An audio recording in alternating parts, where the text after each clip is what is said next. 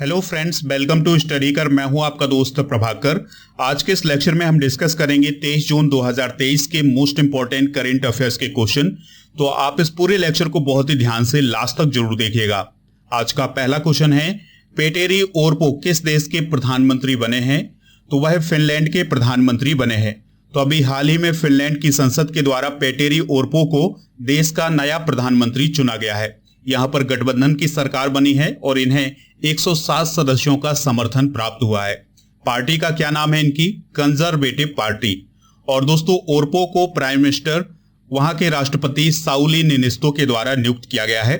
दोस्तों, पेटेरी ओरपो ने prime minister के रूप में सना मारिन का स्थान लिया है। यानी अब तक सना मारिन प्राइम मिनिस्टर थी फिनलैंड की, और सना मारिन जो है फिनलैंड की सबसे यंगेस्ट प्राइम मिनिस्टर थी। ये हैं दोस्तों पेटेरी ओरपो, ये हैं सना मारिन और ये हैं साउली निनिस्तो जो कि प्रेसिडेंट हैं फिनलैंड के। और ये है फिनलैंड का फ्लैग। बात करते हैं फिनलैंड की, तो यह उत्तरी यूरोप में स्थित है और इसकी सीमा स्वीडन, नॉर्वे और रसिया से लगती है। और इसकी जो कैपिटल है वो है हेलेंस्की, और यह अभी हाल ही में नाटो का 31वां सदस्य बनना है। फिनलैंड को झीलों का देश भी कहा जाता है और फिनलैंड की सबसे बड़ी झील है साइमा। अभी हाल ही में वर्ल्ड हैप्पीनेस इंडेक्स 2023 जारी किया गया था। इसमें फिनलैंड सबसे खुशहाल देश है, यानी पहले स्थान पर है। यहां पर आप मैप में भी देख लीजिएगा फिनलैंड की लोकेशन। इसकी जो सीमा है वो रसिया से लगती है। इसके अलावा स्वीडन से भी इसकी सीमा लगती है। दोस्तों, हाल ही में की गई कुछ महत्वपूर्ण नियुक्तियां भी डिस्कस करते हैं। तो अभी हाल ही में एडगर्स रिंकेविक्स जो है वो लातविया के राष्ट्रपति बने हैं। मोहम्मद शहाबुद्दीन चुप्पू बांग्लादेश के राष्ट्रपति बने हैं। ओलिवर डाउनडेन ब्रिटेन के उप प्रधानमंत्री बने हैं। राम सहाय प्रसाद यादव नेपाल के उपराष्ट्रपति बने हैं। रामचंद्र पोडेल जो है नेपाल के राष्ट्रपति बने हैं। और सी जिनपिंग तीसरी बार चाइना के राष्ट्रपति बने हैं। आप इस पूरे लेक्चर को बहुत ही ध्यान से लास्ट तक जरूर देखिएगा। लास्ट में आपसे एक क्वेश्चन पूछा जाएगा जिसका आंसर आपको कमेंट बॉक्स में देना है। चैनल पर अगर आप पहली बार आए हैं तो सब्सक्राइब कर लें, बेल आइकॉन भी दबा लें, जिससे आपको समय पर सबसे पहले नोटिफिकेशन मिल सकेगा। पीडीएफ के लिए आप हमारे टेलीग्राम चैनल को ज्वाइन कर लें। टेलीग्राम पर जाइए, स्टडी कर ऑफिशियल आप सर्च करेंगे तो हमारा चैनल मिल जाएगा। चैनल को ज्वाइन करेंगे तो पीडीएफ भी मिल जाएगा। इसके अलावा हमारा जो पीडीएफ है वो हमारे ऐप पर उपलब्ध है। ऐप का लिंक डिस्क्रिप्शन बॉक्स में दिया गया है, तो ऐप डाउनलोड कर लें, वहां पर भी आपको पीडीएफ मिल जाएगा। अगर आपको ये लेक्चर पसंद आता है तो आप इसे लाइक करें, शेयर करें सभी दोस्तों को सभी सोशल मीडिया प्लेटफॉर्म पर। चलिए अगला क्वेश्चन डिस्कस करते हैं। G20 लेबर एंगेजमेंट ग्रुप की बैठक कहां शुरू हुई है? तो यह बैठक शुरू हुई है बिहार की राजधानी पटना में। दोस्तों, G20 लेबर एंगेजमेंट ग्रुप की 2 दिवसीय बैठक 22 मई 2023 को बिहार की राजधानी पटना में शुरू हुई है और इसमें 150 प्रतिनिधियों ने हिस्सा लिया है। यानी G20 के जो सदस्य देश हैं उसके प्रतिनिधि और जो 8 अतिथि देश हैं उनके प्रतिनिधियों ने हिस्सा लिया है। दोस्तों, इस बैठक में सामाजिक सुरक्षा पर बात की गई है और महिलाओं की भागीदारी किस प्रकार से बढ़ाई जाए इस पर भी चर्चा की गई है, और रोजगार के नए अवसर किस प्रकार से पैदा किए जाएं इस पर भी चर्चा की गई है। बात करते हैं G20 की, तो इसकी स्थापना 1999 में हुई थी। इसका कोई हेडक्वार्टर नहीं होता है। जिस देश में इसकी बैठकें होती हैं, शिखर सम्मेलन होता है, उसी देश में इसका अस्थायी कार्यालय बना दिया जाता है। तो इस साल इसकी अध्यक्षता भारत कर रहा है, तो यहां पर इसका कार्यालय बना है। 2022 में इंडोनेशिया में इसकी अध्यक्षता की गई थी।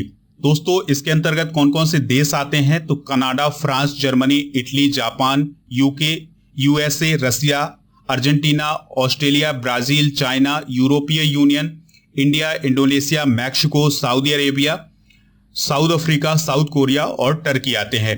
तो अगर आपसे पूछा जाए कि G20 कितने देशों का समूह है, तो 19 देशों और इसके अलावा यूरोपीय यूनियन का समूह है। 2023 में हुए कुछ प्रमुख सम्मेलन भी डिस्कस कर लेते हैं। जैसे वर्ल्ड गवर्नमेंट समिट हुआ है 2023 में दुबई में। 12वां विश्व हिंदी सम्मेलन हुआ है 2023 में फिजी में। और भारतीय चावल कांग्रेस 2023 का आयोजन कटक में किया गया है। 18वीं विश्व सुरक्षा कांग्रेस 2023 का आयोजन जयपुर में किया गया है। एलोरा अजंता अंतर्राष्ट्रीय महोत्सव 2023 का आयोजन महाराष्ट्र में किया गया है। विश्व पुस्तक मेले 2023 का आयोजन नई दिल्ली में किया गया है। अंतर्राष्ट्रीय धर्म सम्मेलन 2023 का आयोजन भोपाल में किया गया है। और 5वें आसियान भारत व्यापार शिखर सम्मेलन का आयोजन कुआलालंपुर में किया गया है। इसके अलावा याद रखिएगा G7 का समिट कहां हुआ है? जापान में। अगला क्वेश्चन है, संयुक्त राष्ट्र लोक सेवा दिवस कब मनाया जाता है? आंसर हो जाएगा 23 जून को। तो हर साल 23 जून को संयुक्त राष्ट्र लोक सेवा दिवस मनाया जाता है। देखिए दोस्तों, कोई भी ऑर्गेनाइजेशन हो बिना सिविल सर्वेंट के चल ही नहीं सकता है। तो इन्हीं सिविल सर्वेंट के महत्व को जागरूक करने के लिए और इनकी सराहना करने के लिए यह दिवस मनाया जाता है। तो यह दिवस दोस्तों 2002 से मनाया जा रहा है और भारत में भी इसी प्रकार का दिवस मनाया जाता है जिसे हम राष्ट्रीय सिविल सेवा दिवस बोलते हैं, जो कि 21 अप्रैल को मनाया जाता है। चलिए फ्रेंड्स, हाल ही में मनाए गए कुछ प्रमुख दिवस और उनकी थीम डिस्कस करते हैं। तो अभी 21 जून को अंतर्राष्ट्रीय योग दिवस मनाया गया है। इसकी थीम थी योग फॉर वसुधैव कुटुंबकम। और 21 जून को विश्व संगीत दिवस भी मनाया गया है। तो 2022 में इसकी थीम थी म्यूजिक ऑन द इंटरसेक्शन। और 20 जून को विश्व शरणार्थी दिवस मनाया गया है। इसकी थीम थी घर से दूर आशा। अगला क्वेश्चन है, अंतर्राष्ट्रीय ओलंपिक समिति यानी IOC ने किसे ओलंपिक ऑर्डर से सम्मानित किया है? तो डॉक्टर टेड्रोस घेब्रेयेसस को सम्मानित किया है। जो टेड्रोस घेब्रेयेसस हैं ये WHO के महानिदेशक हैं, तो उन्हें ही ओलंपिक ऑर्डर से सम्मानित किया गया है। दोस्तों, क्यों सम्मानित किया गया है? क्योंकि जो टोक्यो ओलंपिक 2020 का आयोजन 2021 में किया गया था, उसमें डॉक्टर टेड्रोस की बहुत ही महत्वपूर्ण भूमिका थी। तो उनके द्वारा जो प्रयास किए जा रहे थे टोक्यो ओलंपिक के दौरान, वो बहुत ही सराहनीय थे, इसलिए उन्हें ओलंपिक ऑर्डर से सम्मानित किया गया है। इसके अलावा डॉक्टर टेड्रोस को ओलंपिक गेम्स पेरिस 2024 के लिए विशिष्ट अतिथि के रूप में भी आमंत्रित किया गया है। दोस्तों, बात करते हैं अंतर्राष्ट्रीय ओलंपिक समिति की यानी इंटरनेशनल ओलंपिक कमेटी की। इसकी स्थापना 23 जून 1894 को पेरिस, फ्रांस में की गई थी। इसके संस्थापक हैं पियरे डी कुबर्टिन और डी विकेलास। मुख्यालय इसका कहाँ है? लुसाने, स्विट्जरलैंड में, या लॉजेन भी बोलते हैं इसे। तो लॉजेन स्विट्जरलैंड या लुसाने स्विट्जरलैंड में इसका मुख्यालय है। वर्तमान अध्यक्ष हैं इसके थॉमस बाख। महानिदेशक हैं क्रिस्टोफ डी केपर।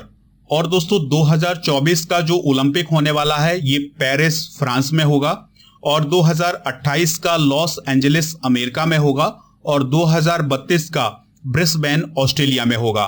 तो ये बहुत ही इंपॉर्टेंट पॉइंट है, नोट कर लीजिएगा। नेक्स्ट क्वेश्चन है, पॉलीटेक्निक चलो अभियान किस राज्य सरकार के द्वारा शुरू किया गया है? यह उत्तर प्रदेश सरकार के द्वारा शुरू किया गया है। तो CM योगी आदित्यनाथ के द्वारा पॉलीटेक्निक चलो अभियान शुरू किया गया है। इसका उद्देश्य क्या है? युवाओं को तकनीकी शिक्षा से जोड़कर उनके लिए रोजगार के अवसर पैदा करना। देखिए दोस्तों, कुछ हाल ही के सालों में ऐसा देखा गया है कि जो पॉलीटेक्निक कॉलेजों की जो सीट्स होती हैं वो पूरी तरह से भर नहीं पाती हैं। तो इससे क्या होता है कि ये देखा जा रहा है कि तकनीकी के क्षेत्र में जो छात्र हैं उनकी रुचि कम हो रही है। तो इसीलिए पॉलीटेक्निक चलो अभियान शुरू किया गया है उत्तर प्रदेश की सरकार के द्वारा। उत्तर प्रदेश की बात आई है तो उत्तर प्रदेश से रिलेटेड कुछ करंट अफेयर्स भी डिस्कस करते हैं। तो अभी हाल ही में नितिन गडकरी ने 12 जून को उत्तर प्रदेश में 8,000 करोड़ रुपए से अधिक की 10 राष्ट्रीय राजमार्ग परियोजनाओं की आधारशिला रखी है। लेखक शांतनु गुप्ता ने अजय टू योगी आदित्यनाथ नामक एक नया ग्राफिक उपन्यास लॉन्च किया है जो कि योगी आदित्यनाथ पर आधारित है। उत्तर प्रदेश सरकार ने नंद बाबा दुग्ध मिशन योजना शुरू की है। यूपी सरकार ने बेघर बुजुर्गों को आश्रय देने के लिए एल्डर लाइन सेवा शुरू की है। और उत्तर प्रदेश हॉकी ने 13वीं हॉकी इंडिया सब जूनियर पुरुष राष्ट्रीय चैंपियनशिप 2023 जीती है।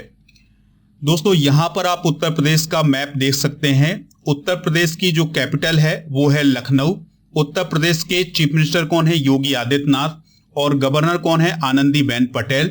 उत्तर प्रदेश की सीमा किन किन राज्यों से लगते हैं ये डिस्कस करते हैं। उत्तराखंड, हिमाचल प्रदेश, हरियाणा, दिल्ली, राजस्थान, मध्य प्रदेश और छत्तीसगढ़, झारखंड और बिहार से इसकी सीमा लगती है। इसके अलावा इसकी सीमा नेपाल से भी लगती है। नेक्स्ट क्वेश्चन है, जेंडर गैप रिपोर्ट 2023 में भारत की रैंक क्या है? तो भारत की 127वीं रैंक है। कौन सी रैंक है दोस्तों? 127वीं। अब सवाल आता है कि इस रिपोर्ट को किसने जारी किया है? तो विश्व आर्थिक मंच के द्वारा इसे जारी किया गया है। 146 देशों में भारत की रैंक 127 है, जबकि पिछले साल यानी 2022 में भारत की रैंक 135 थी। तो दोस्तों, इस रिपोर्ट में क्या देखा जाता है? तो जेंडर गैप रिपोर्ट में यह देखा जाता है कि किसी भी देश में महिलाओं की स्थिति किस प्रकार से है, यानी पुरुषों की अपेक्षा महिलाएं कहां पर खड़ी हुई हैं। ये आप देख पा रहे हैं, ये जो ग्राफिक बना हुआ है इसमें आप देख पा रहे हैं ये पुरुष यहां पर है, यहां पर महिलाएं हैं। तो बस इसी बात को देखा जाता है कि किसी भी देश में महिलाओं की स्थिति पुरुषों की अपेक्षा कहां पर है। तो इस रिपोर्ट में यह कहा गया है कि भारत ने शिक्षा के क्षेत्र में समानता लाने का प्रयास किया है, यानी सभी को शिक्षा मिले, चाहे वो लड़का हो चाहे वो लड़की हो, सभी को शिक्षा मिले, बराबर शिक्षा मिले। आइसलैंड की बात करें तो दोस्तों यहां पर लिंग समानता है और यहां पर सभी बराबर हैं, यानी मेल और फीमेल दोनों बराबर हैं। तो ये पहले स्थान पर है और नॉर्वे दूसरे, फिनलैंड तीसरे, चौथे स्थान पर न्यूजीलैंड है और पांचवें स्थान पर स्वीडन है। भारत के पड़ोसी देशों की रैंकिंग की बात करें तो बांग्लादेश की जो रैंकिंग है वो है 59, भूटान की 103, चाइना की 107, श्रीलंका की 115, नेपाल की 116 और पाकिस्तान की 142 है। दोस्तों जेंडर गैप रिपोर्ट की बात करें तो विश्व आर्थिक मंच के द्वारा इसे 2006 से प्रकाशित किया जा रहा है और इस रिपोर्ट में देखा जाता है कि महिलाओं की स्थिति शिक्षा के क्षेत्र में किस प्रकार से है, स्वास्थ्य के क्षेत्र में किस प्रकार से है और वो अपना अस्तित्व बचाने में किस प्रकार से सक्षम है और राजनीतिक सशक्तिकरण कितना है उनका। तो ये सभी पॉइंट इसमें देखे जाते हैं। दोस्तों 2023 के प्रमुख सूचकांक डिस्कस करते हैं। तो चुनावी लोकतंत्र सूचकांक 2023 में भारत की रैंक 108 है। वर्ल्ड हैप्पीनेस इंडेक्स 2023 में भारत की रैंक 126 है। अंतरराष्ट्रीय बौद्धिक संपदा सूचकांक 2023 में भारत की रैंक 42 है। भ्रष्टाचार धारणा सूचकांक 2022 में 85 है। हैनेले पासपोर्ट इंडेक्स 2023 में 85 है। ग्लोबल फायर पावर इंडेक्स 2023 में चौथी रैंक है और विमानन सुरक्षा रैंकिंग 2023 में 55 रैंक है। अगला क्वेश्चन है, भारतीय सेना ने आग्नेयास्त्र फर्स्ट सैन्य अभ्यास कहां आयोजित किया है। तो दोस्तों ये जो आग्नेयास्त्र सैन्य अभ्यास है ये आयोजित किया गया है लद्दाख में। तो भारतीय सेना के द्वारा पूर्वी लद्दाख में आग्नेयास्त्र फर्स्ट सैन्य अभ्यास का आयोजन किया गया है भारतीय सेना के द्वारा। अभ्यास में एंटी टैंक मिसाइलों का प्रदर्शन किया गया है, इस्तेमाल किया गया है और कार्ल गुस्ताव रॉकेट लॉन्चर का भी इस्तेमाल किया गया है। सेना ने इससे पहले अरुणाचल प्रदेश में तवांग और पश्चिम कामेंग जिले में बुलंद अभ्यास आयोजित किया था। दोस्तों बात आई है लद्दाख की, तो चलिए हम डिस्कस करते हैं लद्दाख के बारे में कुछ इंपॉर्टेंट पॉइंट। तो लद्दाख की स्थापना कब हुई थी? 31 अक्टूबर 2019 को। देखिए दोस्तों लद्दाख पहले जम्मू कश्मीर का हिस्सा हुआ करता था, लेकिन 31 अक्टूबर 2019 को जम्मू कश्मीर को दो हिस्सों में बांटा गया, लद्दाख और जम्मू और कश्मीर। दोस्तों जम्मू कश्मीर और लद्दाख दोनों केंद्र शासित प्रदेश बने। वर्तमान में याद रखिएगा लद्दाख के जो लेफ्टिनेंट गवर्नर है वो कौन है? वीडी मिश्रा। और लद्दाख की जो कैपिटल है वो क्या है? लेह है। यहां पर युद्ध अभ्यास की बात आई थी तो धर्म गार्जियन अभ्यास जो है 2023 में भारत और जापान के बीच आयोजित किया गया है, तरकस भारत और अमेरिका के बीच। और पहला साइक्लोन अभ्यास जो है भारत और मिस्र के बीच आयोजित किया गया है। वीर गार्जियन अभ्यास भारत और जापान के बीच और 21वां वरुण अभ्यास भारत और फ्रांस के बीच आयोजित हुआ है। अगला प्रश्न है, दुनिया का सबसे बड़ा रामायण मंदिर किस राज्य में बनाया जा रहा है? तो दुनिया का सबसे बड़ा रामायण मंदिर बनाया जा रहा है बिहार में। कहां बनाया जा रहा है दोस्तों? बिहार में।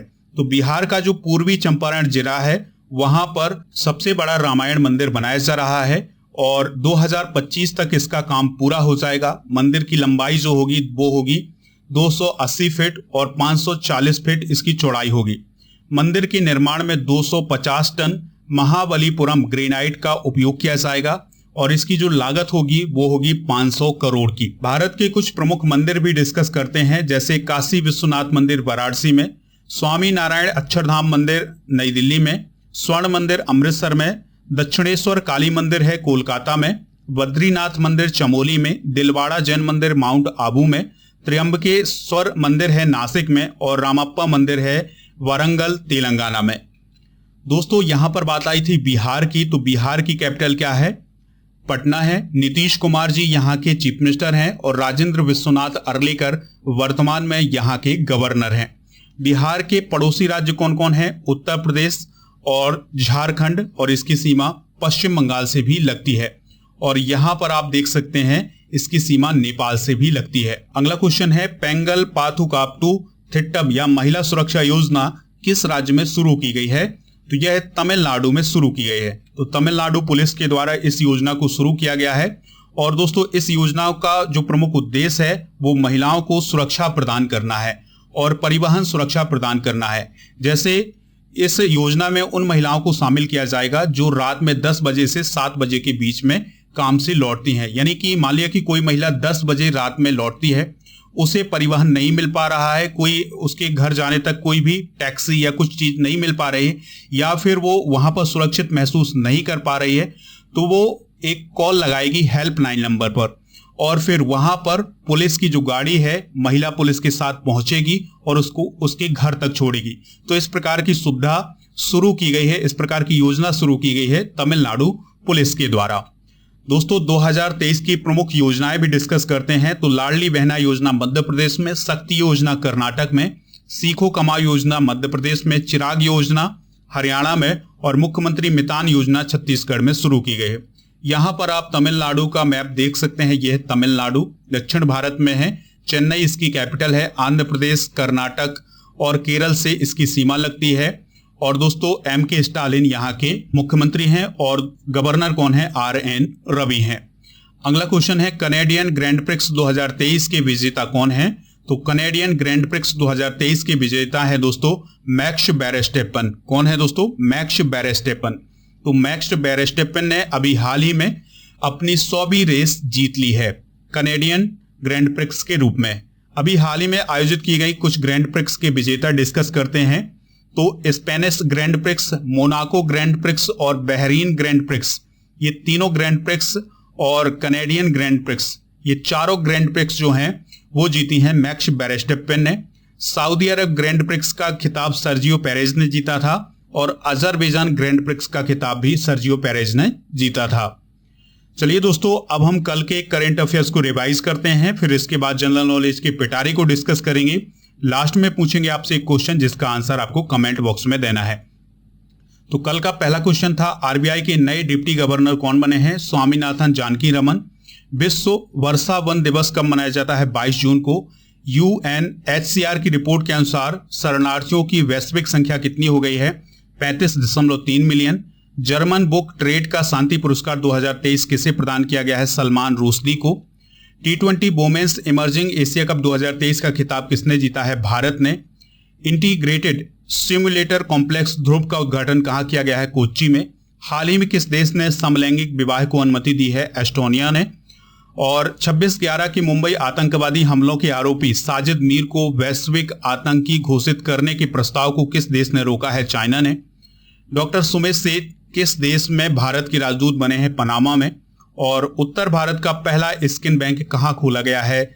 सफदरजंग में। दोस्तों, आज के जनरल नॉलेज के पिटारे में हम जम्मू कश्मीर और लद्दाख के प्रमुख दर्रे डिस्कस करेंगे। तो सबसे पहले बात करते हैं जम्मू कश्मीर में कौन कौन से दर्रे हैं। तो बनिहाल दर्रा, पीर पंजाल और बुर्जिला, ठीक है, ये 3 दर्रे जो हैं जम्मू कश्मीर में हैं। और इसके अलावा लद्दाख में कौन है? अंगहिल, काराकोरम, चांगला और खुर्दुमला और तागलांगला और बारालाचाला, इमिसला और सिपकीला। यहां पर जो ला शब्द आ रहा है, ला शब्द का अर्थ होता है दर्रा। दोस्तों, कल के करंट अफेयर्स में जो क्वेश्चन पूछा गया था उसका आंसर था स्वामीनाथन जानकी रमन। तो सभी ने इसका बहुत बढ़िया आंसर दिया है।